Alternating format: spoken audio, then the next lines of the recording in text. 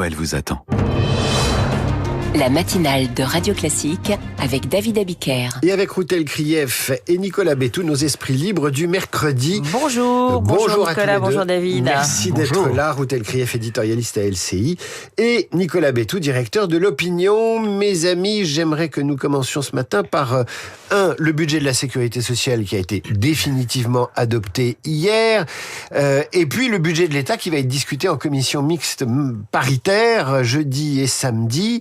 Le principe étant, dans cette commission, des députés, commission représentative de chaque parti, et ils doivent se mettre d'accord ou pas sur le budget de l'État pour 2026. Nicolas Bétou, je commence avec vous parce que vous disiez, finalement, on a adopté le budget de la sécurité sociale, il enterre la réforme des retraites et puis on passe à autre chose et c'est fini. Ben oui, je voudrais vous remercier d'avoir mis ce sujet à l'antenne, si j'ose dire, puisque j'ai écouté ce matin vos journaux, votre présence. Et c'est un sujet qui est presque passé à la trappe, mais ça s'explique très bien. Ça fait des semaines qu'on nous bassine avec ce sujet, qu'il y a de la tambouille dans tous les sens, qu'on vote, on dévote, on revote, on redévote. Et la réalité, c'est que effectivement, le projet de loi de financement de la sécurité sociale a été définitivement adopté. Et il y a donc une suspension de la réforme des retraites avec la complicité d'un certain nombre de députés, dont les Républicains, et j'espère qu'ils ne l'emporteront pas en paradis lorsqu'il faudra faire le bilan de ce qu'ils ont fait pendant ce quinquennat. Et c'est au fond une nouvelle absolument tragique pour le pays, puisqu'on fait exactement l'inverse de ce qu'il faudrait faire au regard de l'évolution démographique, l'évolution économique et ce que font tous nos voisins. C'est un oxymore, parce que enterrer la réforme des retraites dans un projet de financement de l'État-providence, c'est faire le contraire de ce qu'est un projet de financement de l'État-providence. C'est faire exactement le contraire, mais vous savez, on va avoir le même cirque avec le projet de loi de finances, c'est-à-dire le budget. Je voyais en début de semaine Vincent Jeanbrun, alors pour ceux qui ne suivent pas l'actualité politique au jour le jour, c'est un probable éphémère ministre du Logement, lui aussi les Républicains, qui disait « Attention, si le budget ne passe pas, la prime rénov' va être supprimée. » Et donc là, on a toute la mécanique perverse de ce qu'est aujourd'hui la pensée absolument nulle de ceux qui font le budget, c'est dire l'État nounou, l'État des primes, l'État des aides, l'État de la subvention peut être bloqué s'il n'y a pas de budget. Donc votez donc et laissez-nous dépenser de plus en plus et taxer de plus en plus. Le budget des groupes de pression et des corporations. Routel Krief, sur le budget 2026, cette commission mixte paritaire, ça va pas le faire. Elle peut aboutir, mais après elle passe en deuxième lecture donc à l'Assemblée nationale. Et là, si les socialistes ne le votent pas, le texte de la commission mixte paritaire, c'est assez technique, mais ça ne passera pas. Donc moi, je crois quand même que ce projet de loi de finances aura beaucoup de mal, contrairement à celui de la sécurité sociale, à passer la rampe de la fin décembre. Et donc, il est possible que tout le monde se retrouve en janvier ou en février, ce qui n'est pas une bonne nouvelle non plus, et que ce soit plutôt une loi spéciale qui reconduise le budget 2025. Non, c'est sûr qu'on est dans une séquence très, très étrange. J'ai une phrase d'un dirigeant politique qui est extrêmement opposé à ce qui est en train de se passer, qui a dit « On est dans une salle d'attente. On est dans une salle d'attente avant la présidentielle. » Et donc, ce qui est en train de se passer, et ça pose problème, Nicolas le disait, effectivement, parce que la suspension de la réforme des retraites, on en a parlé longuement, est vraiment une marche arrière très, très regrettable. Mais il y a un côté, on avance et on va voir avec tous les inconvénients que cela posera. Mais c'est vrai que ce projet de loi de finances ne devrait pas être adopté, ou en tout cas, ça voudrait dire qu'il y aurait de nouvelles concessions qui seraient faites. Apparemment, les socialistes demanderaient 10 milliards d'impôts ou de taxes ou de dépenses supplémentaires. Je vais finir, merci Nicolas. C'est le point. Je vais finir, merci Nicolas. À nouveau, c'est formidable. Et donc effectivement, ça va être assez compliqué. On aura sans doute une loi spéciale malgré les dénégations du gouvernement. Le bilan du déplacement d'Emmanuel Macron à Marseille maintenant, l'exercice du grand débat. J'ai regardé les images, je l'ai écouté évidemment. Quel plaisir le président de la République trouve. Non, mais en fait, il est allé adore ça. Non, mais il est allé faire un peu. C'est une forme de tournée des adieux quand même. Hein. Il est allé dire à Marseille, vous savez, j'ai été là, j'ai fait tout ce que j'ai pu, Et il a fait des choses, mais les Marseillais ne le vivent pas comme ça. Il y a beaucoup d'amertume, il y a beaucoup de dureté, il y a beaucoup, évidemment, le meurtre du jeune frère Kessassi en est la preuve. Et j'aime bien le papier qui a été fait dans le Figaro aujourd'hui par Béatrice Brugère, la syndicaliste de justice, qui dit il faut s'inspirer un peu plus du modèle italien, il faut être vraiment beaucoup plus clair sur la lutte contre le narcotrafic. Et ça ne suffit pas de dire qu'on va augmenter l'amende forfaitaire sur la consommation pour obtenir des résultats. Nicolas Bétou. Non, moi je suis frappé de voir que au fond Emmanuel Macron prend du plaisir à retourner dans cette ville qui est au fond la vitrine de son échec. Et ça me fascine d'essayer de comprendre comment est-ce que le président de la République fonctionne. Ou de sa persévérance. Écoutez, les résultats montrent que c'est plutôt de l'échec que de la persévérance, ou en tout cas de la persévérance dans l'erreur. Et donc je ne comprends pas cette méthode, d'autant que, si je comprends bien, sur place, plus il dépense l'argent de l'État, plus le maire socialiste de Marseille en profite. Et donc, pour moi, c'est une espèce de deal perdant-perdant. Au demeurant, je suis quand même frappé de voir que Marseille, c'est l'illustration parfaite de la gesticulation politique, au demeurant avec un langage d'une vulgarité ou d'une trivialité absolue. On s'en fout, j'en ai marre, j'en ai ras-le-bol, dit-il. Enfin, comment le président de la République parle-t-il ? Donc, c'est la gesticulation face à l'efficacité politique.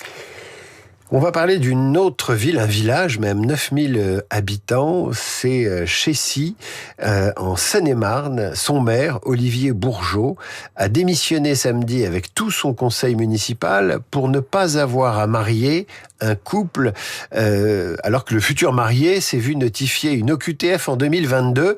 Alors, j'ai lu dans le Figaro, me semble-t-il, que l'OQTF en question n'était plus opérante. C'est ce que dit le procureur. Voilà, c'est ce que dit le procureur, elle n'est plus opérante. Alors, qu'est-ce que c'est qu'une OQTF qui est plus opérante ? J'imagine que c'est un coquelicot qui a fané. Mais tout de même, ça rappelle les protestations de Robert Ménard à Béziers, qui avait été confronté à une situation comparable, mais lui n'avait pas démissionné. Qui doit passer en procès. Là, il y a un certain panache et il arrive à ses fins, Olivier Bourgeot, avec son conseil municipal, c'est à faire parler de ce problème. Ben oui, c'est un problème qui est une situation totalement kafkaïenne. C'est-à-dire que le système, à la fois judiciaire, légal, enferme un maire dans l'application d'une loi qui contredit l'application du droit. Ce qui est absolument indémêlable.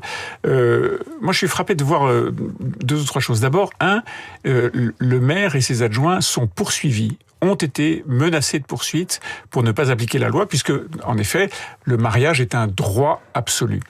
Ils sont poursuivis. 2, ils sont aujourd'hui encore menacés d'être poursuivis, quand bien même ils auraient démissionné. Et 3, on aboutit là à l'aberration absolue de ce qu'est le dysfonctionnement d'un système qui est, lourd à modifier, lourd à appliquer, et au fond que les gens renoncent à comprendre. Je vais vous prendre un exemple. Il y a eu en juin 2025, il y a quelques mois seulement, moins de 6 mois, une loi dite narcotrafic, qui a été présentée comme la loi d'urgence absolue qu'il fallait tout de suite mettre en application. Cette loi nécessite 42 décrets d'application et règlements pour être pleinement efficace. Aujourd'hui, 4 décrets d'application ont été pris. 4 sur 42. Et donc, le cirque qu'on a fait, y compris le cirque médiatique, qui a suivi pour accompagner l'explication sur ce projet de loi, c'est refermé, les lumières sont éteintes, et il ne se passe rien. Et donc, c'est exactement le miroir de cette folie. Peut-être aussi pour ça que Macron est revenu à Marseille aussi. Pour rallumer le cirque. Ça n'a pas fait bouger les choses, en tout cas. Bref. Non, mais c'est vrai que cette affaire. Et donc, tout ce qui est les indiques, les repentis, toutes les avancées sur les techniques de communication pour écouter les trafiquants, etc., tout ça, pour l'instant, c'est une loi qui n'est pas appliquée. Et donc, on a d'un côté des lois qui ne sont pas appliquées parce que on est dans la folie de l'OQTF en question, et de l'autre parce qu'elles ne sont pas applicables, il manque les décrets d'application. C'est le soufflé au fromage qui retombe. Non, mais mais sur l'OQTF d'abord. Non, mais sur l'OQTF, c'est ce qui nourrit la colère. Vous voyez, c'est ce qui nourrit la colère et le sentiment d'incompréhension ou d'injustice. C'est-à-dire qu'on a une OQTF qui n'est pas exécutée, mais en revanche, l'article 12 du Code civil oblige, affirme que le droit au mariage. Et en même temps, on a donc deux législations, à la fois le droit au mariage et à la fois l'obligation de quitter le territoire français. Donc c'est normal que des élus soient complètement bouleversés par cette situation et qu'ils lancent des appels. Et Robert Ménard, il a refusé le plaidé coupable, il va passer en procès pour essayer d'expliquer cette situation qui est complètement ubuesque, d'avoir comme officier d'état civil, à contrevenir à la loi, puisqu'il y a une OQTF qui est prononcée. Mais en même temps, il est obligé, comme officier d'état civil, d'appliquer cet article 12, qui est le droit au mariage. Donc il y a quand même un nœud là, il y a quand même un problème. Et donc il faut... Alors par exemple, au Danemark, ça n'existe pas, c'est interdit. On ne peut pas faire ce type de mariage. Donc, il faut en tout cas que les législateurs s'emparent de cette question et la dénouent, parce que ça nourrit le sentiment d'incompréhension et évidemment de vote vers l'extrême droite qui dit les OQTF ne sont pas appliqués et on fait n'importe quoi. C'est un exemple. Nicolas Bétou, ça nourrit aussi une désespérance dans l'État et la puissance de l'État et sa capacité à agir. Quand on a des gens qui ressentent le ras-le-bol fiscal, ou comme aujourd'hui, tiens, vous avez des chefs d'entreprise qui vont pousser des coups de gueule à la salle Gaveau à Paris, c'est le Figaro Économie. Vous avez cette colère qui nourrit non pas l'antifiscalisme, non pas l'anti-étatisme, mais le désespoir que l'État n'agisse plus. Le désespoir, j'ajoute d'ailleurs que toute cette situation sur l'OQTF et le maire démissionnaire est également rendu possible par le fait que depuis le mandat de François Hollande, le fait d'être en séjour irrégulier pour un étranger n'est plus un délit. Et donc, vous ne pouvez plus punir quelqu'un pour être présent en dépit du fait qu'il doit être absent et qui doit être expulsé. Et donc, cette espèce il y a un trou dans la législation, et les trous sont là où ils ne devraient pas être, alors qu'il y a un entrelac de droits, de règles, de fiscalité qui est beaucoup trop puissant là où il devrait être. Les chefs d'entreprise le vivent et le subissent tous les jours. Nicolas Bétou aura le dernier mot, directeur de l'Opinion, qui fait la une ce matin sur l'Europe, malade du stop and go au sujet de l'auto du Mercosur avec des changements de pied permanents. Routel Krief, merci. On vous retrouve évidemment pour votre édito ce soir sur LCI, si je ne me trompe pas. Il est Parti quotidien. pris chez David Puget. Rappelez-nous l'horaire. Écoutez, l'émission est de 18h à 20h et on est Donc, autour de 19h30. Plus de Routel Krief sur LCI ce soir entre 18 et 20h. Merci à tous les deux. Nous allons nous séparer avec une rareté. Elle est jouée pour la première fois à Paris. C'est une œuvre de jeunesse de Ravel. La cantate Sémiramis. Elle est jouée pour la première fois à la Philharmonie de Paris ce soir. Vous allez en entendre tout de suite quelques notes. Je vous dis à la semaine prochaine, mes amis.